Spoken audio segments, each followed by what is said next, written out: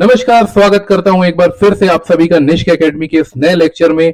और समझेंगे हम अमेंडमेंट एक्ट 1781 को। सबसे पहले तो हम ये समझेंगे कि उस दौर में जुडिशियल सिस्टम कैसा हुआ करता था। उसके बाद हम वो रीजंस देखेंगे जिसके कारण अमेंडमेंट एक्ट को लाना पड़ा, और फिर इस एक्ट में लाए गए प्रोविजंस को समझेंगे। तो शुरू करते हैं। देखिए, सबसे पहले मैं आपको उस समय का जुडिशियल सिस्टम कैसा था वो बताऊंगा, क्योंकि देखिए अमेंडमेंट एक्ट लाने की जो बुनियादी वजह थी वो यही थी कि इस एक्ट से रेगुलेटिंग एक्ट 1773 को लाने के बाद जो प्रॉब्लम्स आई थी गवर्नर जनरल की काउंसिल और सुप्रीम कोर्ट के बीच में, उसे दूर किया जा सके। तो अगर इस एक्ट के सारे प्रोविजंस को अच्छे से समझना है तो यह जरूरी है कि उस समय की जुडिशियरी किस तरह से काम करती थी इसे समझा जाए। देखिए दोस्तों, ये बात बोली जाती है कि अंग्रेजों ने भारत पर 200 साल रूल किया। इस 200 साल के टाइम पीरियड को 1757 से लेकर 1947 तक माना जाता है, पर अंग्रेज भारत में 1757 से कई साल पहले व्यापार करने के इरादे से आ गए थे। विलियम हॉकिंस वो पहला अंग्रेज था जो समंदर के रास्ते भारत में आया और 16 अप्रैल 1609 में जहांगीर से उसके दरबार में मिला। इसके बाद सिलसिला धीरे धीरे बढ़ता गया और ईस्ट इंडिया कंपनी ने भारत के 3 इलाकों में बंगाल, बॉम्बे और मद्रास में अपनी प्रेसिडेंसीज एस्टेब्लिश की। जब साम्राज्य इतना बढ़ गया तब न्यायपालिका या जुडिशियल सिस्टम की जरूरत महसूस हुई। अब देखा जाए तो ब्रिटिश क्राउन ने समय समय पर चार्टर एक्ट लाकर इंडिया में जुडिशरी की शुरुआत तो कर दी थी, पर 1726 के चार्टर ने भारत में ब्रिटिश इंडियन जुडिशरी में महत्वपूर्ण भूमिका निभाई। इस चार्टर ने बॉम्बे, कलकत्ता और मद्रास, ये तीनों प्रेसिडेंसीज में एक एक मेयर्स कोर्ट का एस्टेब्लिशमेंट किया। ये कोर्ट ब्रिटिश क्राउन के थे और डायरेक्टली ब्रिटिश क्राउन द्वारा कंट्रोल किए जाते थे। अब दोस्तों, मैं आपको सीधे 1772 के साल में लेकर के चलता हूं, और इस समय हमारे लिए क्योंकि कलकत्ता प्रेसिडेंसीज में हो रही एक्टिविटीज इंपॉर्टेंट थी, तो मैं आपसे अभी सिर्फ बंगाल के जुडिशियल सिस्टम की बात करूंगा। तो देखिए, 1726 के चार्टर एक्ट ने कलकत्ता में एक मेयर्स कोर्ट का एस्टेब्लिशमेंट किया था, और इस कोर्ट पर सीधा ब्रिटिश क्राउन का कंट्रोल था, और इसलिए कंपनी का इस कोर्ट पर कोई कंट्रोल नहीं था। पर 1765 में जब कंपनी को दीवानी राइट्स मिल गए, मतलब टैक्स कलेक्शन करने के पावर मिल गए, तब कंपनी को लगा कि कंपनी की भी खुद की जुडिशरी होनी चाहिए, क्योंकि टैक्स कलेक्शन के काम में ऐसे बहुत सारे मैटर्स आ रहे थे जिसके लिए जुडिशरी की जरूरत महसूस हो रही थी। जैसे टैक्स कलेक्शन में अगर कोई करप्शन करे या कोई टैक्स ना भरे तो एक प्रॉपर जुडिशियल सिस्टम के तहत उसे सजा दी जा सके। फाइनली 1772 में वैरन हेस्टिंग ने अदालत सिस्टम की व्यवस्था की, और ये जो आपको स्क्रीन के लेफ्ट साइड में दिख रहा है ना, कंपनी कोर्ट, ये सारे कोर्ट्स का एस्टेब्लिशमेंट किया। ये जितने भी कोर्ट्स दिख रहे हैं ना लेफ्ट साइड में, ये कंपनी के कंट्रोल में थे, और दूसरी तरफ ये राइट साइड में जो ये मेयर्स कोर्ट है, ये डायरेक्टली ब्रिटिश क्राउन के कंट्रोल में था। तो अभी तक हमने ये समझ लिया कि इस समय बंगाल में 2 कैटेगरी के कोर्ट्स थे, एक कंपनी का कोर्ट सिस्टम था और दूसरा कोर्ट डायरेक्टली ब्रिटिश क्राउन का था। चलिए अब आगे चलते हैं। अब हम थोड़ा इस कंपनी कोर्ट की हायरार्की को समझते हैं। देखिए, वैरन हेस्टिंग ने क्या किया, सिविल मैटर से डील करने वाले कोर्ट्स और क्रिमिनल मैटर से डील करने वाले कोर्ट्स को अलग अलग किया। सिविल मैटर्स के कोर्ट की हायरार्की में स्मॉल कॉज कोर्ट को सबसे लोअर लेवल पर रखा, जो कि विलेज लेवल पर काम करेगी और 10 रुपये से कम वाले मामलों को ही देखेगी। इसका जुडिशियल ऑफिसर विलेज हेडमैन वगैरह को बना दिया गया। इसके बाद मिडिल लेवल पर मुफस्सिल दीवानी अदालत को रखा गया। देखो, ये मुफस्सिल वर्ड जो है ये एक पर्शियन भाषा से लिया गया है, जिसका मतलब है शहर से बाहर का रीजन। तो कलकत्ता प्रेसिडेंसी के बाहर का जो भी रीजन था वो सब मुफस्सिल कहलाता था, और इस रीजन के कोर्ट को मुफस्सिल दीवानी अदालत कहा जाता था। देखो, जहां भी मुफस्सिल वर्ड आ रहा है तो ये समझ जाओ कि वो प्रेसिडेंसी के बाहर का कोर्ट है या डिस्ट्रिक्ट लेवल का कोर्ट है, और अगर कहीं ये दीवानी वर्ड दिखे तो समझ लीजिए कि ये सिविल मैटर्स का कोर्ट है, और अगर ये निजामत या फौजदारी वर्ड दिखे तो समझिए कि क्रिमिनल मैटर के कोर्ट की बात हो रही है। तो ये जो मुफस्सिल दीवानी अदालत था ये डिस्ट्रिक्ट लेवल का कोर्ट था, और ये सिविल मामलों को देखा करता था। ये 500 रुपये तक के केसेस को देखा करता था, और जो जिले का रेवेन्यू कलेक्टर होता था वही इसका जज भी होता था। अगले लेवल पर सदर दीवानी अदालत था। ये कोर्ट कंपनी कोर्ट के सिविल मैटर का हाईएस्ट कोर्ट था और इसमें 500 रुपये से ऊपर के मैटर वाले केस ही आया करते थे, या ऐसे केस जो कि पहले मुफस्सिल दीवानी अदालत में गए हों और उसका फैसला आने पर किसी को उस फैसले के अगेंस्ट में केस करना हो तो वो सदर दीवानी अदालत में जा सकता था। इसलिए इस अदालत के पास ओरिजिनल और एपेलेट ज्यूरिसडिक्शन दोनों की अथॉरिटी थी। अब ये ओरिजिनल और एपेलेट ज्यूरिसडिक्शन क्या है, ये मैंने रेगुलेटिंग एक्ट वाले लेक्चर में बताया था। ठीक है, अच्छा, और इस कोर्ट को गवर्नर और उसकी काउंसिल प्रिसाइड करती थी। ध्यान रखिए, मैंने गवर्नर बोला है, गवर्नर जनरल नहीं, क्योंकि ये 1772 की बात है और रेगुलेटिंग एक्ट अभी तक नहीं आया था। रेगुलेटिंग एक्ट आने के बाद ही गवर्नर ऑफ बंगाल की पोस्ट को चेंज करके गवर्नर जनरल ऑफ बंगाल कर दिया गया था। तो दोस्तों, ये सिविल मैटर्स की बात हो गई और क्रिमिनल मैटर्स के लिए भी ऐसा ही कुछ सिस्टम था। यहां पर लोअर लेवल पर सीधा डिस्ट्रिक्ट लेवल का कोर्ट था, जिसे मुफस्सिल निजामत अदालत या मुफस्सिल फौजदारी अदालत भी बोला जाता था। इस कोर्ट को मुस्लिम लॉ ऑफिसर जैसे कि मौलवी लोग हुआ करते थे, वो लोग इसे हेड करते थे और इस कोर्ट में मोहम्मदन लॉज के हिसाब से फैसले सुनाए जाते थे।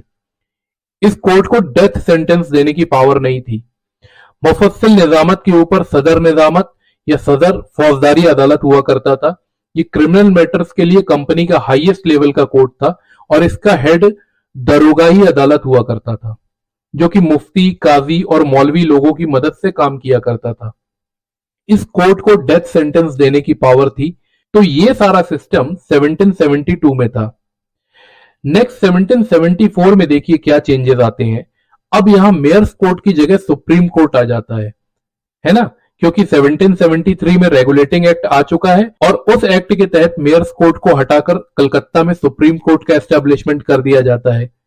ये बात ध्यान रखिएगा दोस्तों, 1773 के रेगुलेटिंग एक्ट ने सिर्फ कलकत्ता के मेयर्स कोर्ट को खत्म किया था और उसकी जगह सिर्फ कलकत्ता में ही सुप्रीम कोर्ट का एस्टेब्लिशमेंट किया था। बॉम्बे और मद्रास में अभी भी मेयर्स कोर्ट ही थे। मद्रास में सुप्रीम कोर्ट का एस्टेब्लिशमेंट 1801 में हुआ था और बॉम्बे में सुप्रीम कोर्ट 1824 में एस्टेब्लिश की गई थी। ओके, तो अब वापस टॉपिक पर आते हैं। तो हम यहां देख रहे थे कि 1774 में क्राउन का court supreme court of Calcutta हो जाता है और यहां कंपनी कोर्ट में देखें तो यहां मुफस्सिल और सदर लेवल के बीच में एक प्रोविंशियल लेवल का कोर्ट डाल दिया जाता है। असल में होता क्या है कि 1774 में वैरन हेस्टिंग जुडिशियल रिफॉर्म का एक नया प्लान लेकर आते हैं। ये क्या करते हैं कि सारे बंगाल, बिहार और उड़ीसा रीजन को 6 डिवीजन में बांट देते हैं। ये डिवीजन्स के नाम थे कलकत्ता, बुर्दवान, मुर्शिदाबाद, दिनाजपुर, ढाका और पटना। और ये सारे 6 डिवीजन्स में एक एक प्रोविंशियल कोर्ट का एस्टेब्लिशमेंट कर देते हैं। तो इस तरीके से मुफस्सिल और सदर अदालत के बीच में एक नए लेवल का कोर्ट आ जाता है। उसके अलावा 1774 के इस नए प्लान ने एक और काम किया था कि अभी जो मुफस्सिल दीवानी अदालत में अभी तक जो रेवेन्यू कलेक्टर जज होता था, उसकी जगह पर अब एक नई पोस्ट बनाकर आमिल या दीवान को यहां का जज बना दिया और बाकी सारी चीजें वैसी ही थी। अब दोस्तों, आपने 1774 में जुडिशियल सिस्टम कैसा था ये समझ लिया है, तो अब आपको अमेंडमेंट एक्ट 1781 को समझने में मजा आएगा। तो आगे बढ़ते हैं और वो रीजन समझते हैं जिसकी वजह से अमेंडमेंट एक्ट 1781 को लाना पड़ा। रेगुलेटिंग एक्ट पढ़ाते समय मैंने आपको बताया था कि उसमें डाले गए एक प्रोविजन के तहत कलकत्ता में एक सुप्रीम कोर्ट को एस्टेब्लिश किया गया था। वहीं एक और प्रोविजन ने गवर्नर जनरल ऑफ बंगाल को असिस्ट करने के लिए 4 लोगों को भेजा था और गवर्नर जनरल इन काउंसिल का एस्टेब्लिशमेंट किया था। पर ये दोनों बॉडीज के बीच में बहुत जल्दी बहुत बड़े बड़े कॉन्फ्लिक्ट्स पैदा हो गए। अमेंडमेंट एक्ट लाने का बेसिक पर्पस यही था कि इन दोनों के बीच के झगड़े को सेटल किया जाए और जल्दी ही किसी सॉल्यूशन तक पहुंचा जाए। कमलुद्दीन, पटना और कासीजोरा, ये 3 केस सुप्रीम कोर्ट में कुछ ऐसे चले जिनकी वजह से सुप्रीम कोर्ट और गवर्नर जनरल इन काउंसिल के बीच में दरार पड़ गई। Governor general in council Bharat में इस मकसद से काम कर रही थी कि वो ईस्ट इंडिया कंपनी की ट्रेड से भारत से ज्यादा मुनाफा बना सके। वहीं सुप्रीम कोर्ट, जिसका जन्म अभी हाल ही में हुआ था, उसके ऊपर न्याय की सनक सवार थी। सुप्रीम कोर्ट बार बार अपने जजमेंट से ईस्ट इंडिया कंपनी के ट्रेड में दखल पैदा कर रहा था, जिन सब की वजह से सुप्रीम कोर्ट और गवर्नर जनरल इन काउंसिल के झगड़े काफी बढ़ गए। आगे बढ़ने से पहले मैं शॉर्ट में आपको इन 3 केसेस को बताना चाहूंगा जिनके कारण अमेंडमेंट एक्ट को लाना पड़ा। सबसे पहले हम कमरुद्दीन केस की बात करते हैं। ये केस 1775 में सुप्रीम कोर्ट में पहुंचा। कहानी ऐसी है, वैरेन हेस्टिंग ने रेवेन्यू काउंसिल का एस्टैब्लिशमेंट किया था, जिसका काम था बंगाल के लोगों से टैक्स वसूलना और टैक्स ना देने पर उन्हें पनिशमेंट देना। अब कमरुद्दीन, जो कि बंगाल के हुगली नाम की जगह पर एक सॉल्ट फार्म या नमक के खेत का मालिक था, बीते कुछ समय से कमरुद्दीन के ऊपर ईस्ट इंडिया कंपनी को देने का कुछ रेंट बाकी था। इस सिलसिले में रेवेन्यू काउंसिल ने कमरुद्दीन को जेल में डाल दिया बिना किसी बेल के। और तब कमरुद्दीन ने सुप्रीम कोर्ट में अपील डाली कि उसे रिहा किया जाए। सुप्रीम कोर्ट ने कमरुद्दीन के फेवर में फैसला दिया और उसे बेल पर छोड़ने का ऑर्डर दिया, और यह भी कहा कि जब तक की इंक्वायरी पूरी नहीं हो जाती और कमरुद्दीन पर लगाए गए इल्जाम साबित ना हो जाए, तब तक कमरुद्दीन को बेल पर ही रखा जाएगा। अब इन सब बातों से गवर्नर जनरल इन काउंसिल काफी नाराज हो गई।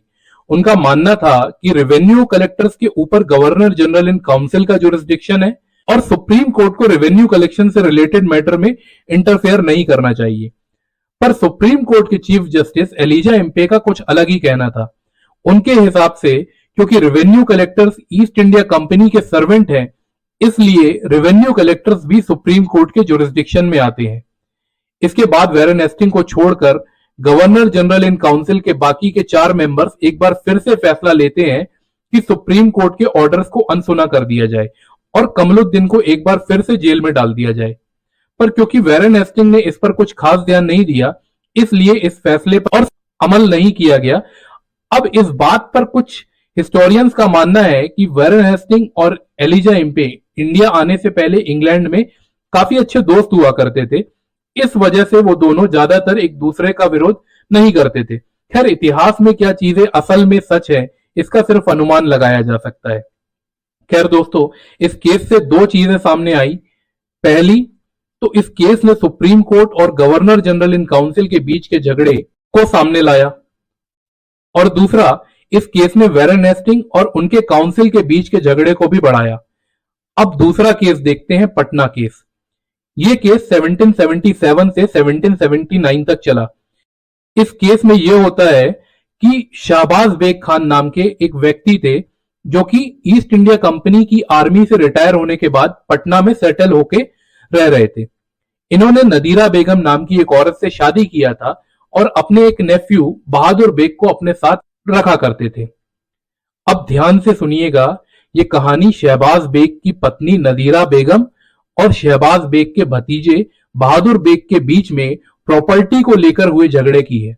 शहबाज बेग की इच्छा थी कि वो बहादुर बेग को अपना बेटा बनाकर एडॉप्ट कर ले और उनके बाद बहादुर बेग उनकी जायदाद का मालिक बने।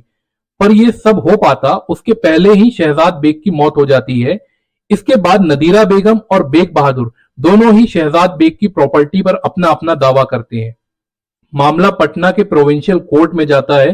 तो देखिए, पटना के प्रोविंशियल कोर्ट ने मुस्लिम लॉ ऑफिसर्स मुफ्ती और काजी से बोला कि जब तक ये फैसला ना हो जाए कि प्रॉपर्टी किसकी है, तब तक प्रॉपर्टी को सील कर दिया जाए। बाद में ये काजी और मुफ्ती अपनी रिपोर्ट बनाकर पटना प्रोविंशियल कोर्ट में देते हैं कि शहबाज बेग की प्रॉपर्टी का 75% बहादुर बेग को दिया जाना चाहिए और बचा हुआ 25% नादिरा बेगम को मिलेगा।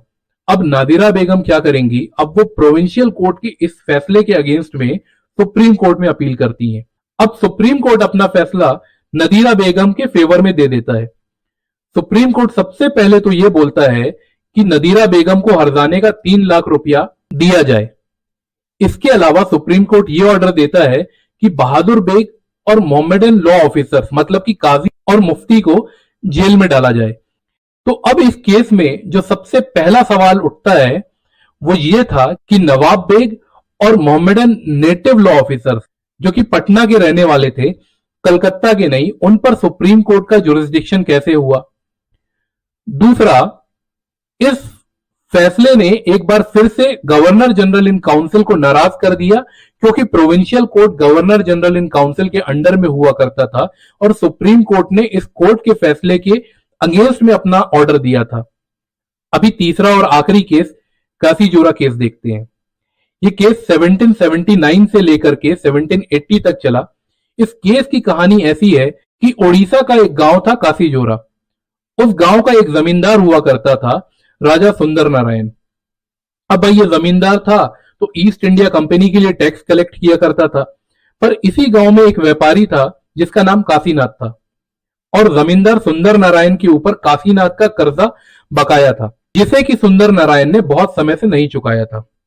तो अब भैया काशीनाथ ने राजा सुंदर नारायण के खिलाफ सुप्रीम कोर्ट में केस डाल दिया और सुप्रीम कोर्ट को यह भी बताया कि क्योंकि राजा सुंदर नारायण एक जमींदार है और वो कंपनी के लिए टैक्स वसूल करता है, इसलिए वो ईस्ट इंडिया कंपनी का सर्वेंट है और इसलिए वो सुप्रीम कोर्ट के दायरे में आता है, या सुप्रीम कोर्ट का उसके ऊपर जुरिस्डिक्शन है। बस फिर क्या था, सुप्रीम कोर्ट राजा सुंदर नारायण को गिरफ्तार करने का ऑर्डर दे देती है। पर इस बार गवर्नर जनरल इन काउंसिल शांत नहीं बैठने वाली थी। उन्होंने राजा सुंदर नारायण को बोला कि सुप्रीम कोर्ट के फैसले पर ध्यान मत दो, और वहां के कलेक्टर को यह बोला कि जब कोर्ट के ऑफिसर्स राजा सुंदर नारायण को अरेस्ट करने आएंगे तो उन्हें किसी भी प्रकार से सहायता न दी जाए। इस वजह से राजा सुंदर नारायण को गिरफ्तार नहीं किया जा सका। इस पर सुप्रीम कोर्ट एक रिट जारी करके सुंदर नारायण के घर को सीज करने का ऑर्डर देती है। पर जब कोर्ट के ऑफिसर्स कासीजोरा पहुंचते हैं तो गवर्नर जनरल की काउंसिल अपनी एक छोटी सी सेना भेजकर कोर्ट के ऑफिसर्स को अरेस्ट करवा देती है। बाद में जब मामला बहुत बढ़ गया तब काशीराम अपना केस सुप्रीम कोर्ट से वापस ले लेता है। अब इस केस में जो दो चीजें सामने आई, उसमें पहली तो ये कि क्या सुप्रीम कोर्ट के जुरिस्डिक्शन में जमींदार भी आते हैं, और दूसरा इस केस में सुप्रीम कोर्ट और गवर्नर जनरल इन काउंसिल का झगड़ा अपने चरम पर पहुंच जाता है। अब जब स्थिति इतनी बिगड़ गई तब ब्रिटिश पार्लियामेंट इंटरफेयर करती है और एडमंड बुर्क को इन मसलों का हल निकालने का काम सौंपा जाता है। एडमंड बुर्क की लीडरशिप में एक सेलेक्ट कमेटी बनाई जाती है जो कि अपनी रिपोर्ट 1781 में सबमिट करती है, और इस रिपोर्ट के आधार पर फाइनली अमेंडमेंट एक्ट 1781 में पास किया जाता है। इस एक्ट को एक्ट ऑफ सेटलमेंट 1781 और बंगाल जुडिकेचर एक्ट 1781 के नाम से भी जाना जाता है। अब हम इस एक्ट के प्रोविजंस देखेंगे जो कि एग्जाम्स के लिए इंपॉर्टेंट है। देखो, सबसे इंपॉर्टेंट काम इस एक्ट ने यह किया कि सुप्रीम कोर्ट के जुरिस्डिक्शन को निर्धारित किया। मतलब सुप्रीम कोर्ट कहां कहां के और किन किन लोगों के मैटर्स में इंटरफेयर नहीं करेगा, यह डिसीजन दिया। तो इसमें सबसे पहली छूट गवर्नर जनरल और उसकी काउंसिल को दी गई। मतलब गवर्नर जनरल और उनकी 4 लोगों की काउंसिल को सुप्रीम कोर्ट के जुरिस्डिक्शन से बाहर रख दिया गया। दूसरी छूट रेवेन्यू कलेक्टर्स को दी गई और कंपनी के रेवेन्यू मैटर्स को भी सुप्रीम कोर्ट के जुरिस्डिक्शन से बाहर कर दिया गया। याद करिए आप वो पहला केस कमलुद्दीन वाला, जिसमें सुप्रीम कोर्ट का यह मानना था कि ईस्ट इंडिया कंपनी के रेवेन्यू कलेक्टर सुप्रीम कोर्ट के जुरिस्डिक्शन में आते हैं। क्या हुआ, एक ही झटके में सुप्रीम कोर्ट की ये पावर खत्म कर दी गई। तीसरा, किसान और जमींदारों को सुप्रीम कोर्ट के जुरिस्डिक्शन से बाहर कर दिया। इसके लिए आप वो पटना केस और कासीजोरा केस को याद करिए। पटना केस में जो बहादुर बेग था, जो कि पटना का रहने वाला था और उसे सुप्रीम कोर्ट ने जेल में डलवा दिया था। बहादुर बेग असल में एक किसान था और सुप्रीम कोर्ट ने बहादुर बेग पर अपना जुरिस्डिक्शन होने का जो आधार बताया था ना, वो यही था कि क्योंकि बहादुर बेग एक किसान है और किसान होने के नाते वो ईस्ट इंडिया कंपनी को टैक्स भरता है, और क्योंकि वो ईस्ट इंडिया कंपनी को टैक्स भरता है इसलिए बहादुर बेग के ऊपर भी सुप्रीम कोर्ट का जुरिस्डिक्शन है। लो, खत्म कर दिया इस एक्ट ने सुप्रीम कोर्ट का जुरिस्डिक्शन किसानों से भी। दूसरा, जमींदार के लिए आप कासीजोरा केस को याद करिए। राजा सुंदर नारायण एक जमींदार था। अब इस एक्ट ने जमींदार पर से भी सुप्रीम कोर्ट का जुरिस्डिक्शन खत्म कर दिया। नेक्स्ट पॉइंट इस एक्ट ने यह डाला कि गवर्नर जनरल इन काउंसिल को यह पावर दे दी गई कि जो भी प्रोविंशियल कोर्ट्स और काउंसिल हैं, उन सब के लिए जो नियम कायदे बनाए जाएंगे वो सब गवर्नर जनरल की काउंसिल बनाएगी। याद है ना वो पटना प्रोविंशियल कोर्ट जो पटना केस में थी, है ना। अगला पॉइंट ये था कि मान लो किसी को प्रोविंशियल कोर्ट के फैसले के अगेंस्ट में अपील करना है तो अब वो सुप्रीम कोर्ट नहीं जाएगा, बल्कि उसे अपनी appeal governor general in council में डालनी होगी। फिर से पटना केस याद करिए, जब पटना प्रोविंशियल कोर्ट ने अपने फैसले से नादिरा बेगम को नाराज किया था, तो वो अपनी अपील सुप्रीम कोर्ट में डाल दी थी। तो अब ये फैसिलिटी भी खत्म कर दी गई। सिक्स्थ पॉइंट देखते हैं। सिक्स्थ पॉइंट में देखिए क्या किया गया। कलकत्ता के लोगों को सुप्रीम कोर्ट के जुरिस्डिक्शन में डाल दिया गया और कलकत्ता से जो लोग बाहर रहते थे उन लोगों को सुप्रीम कोर्ट के जुरिस्डिक्शन से बाहर रखा गया।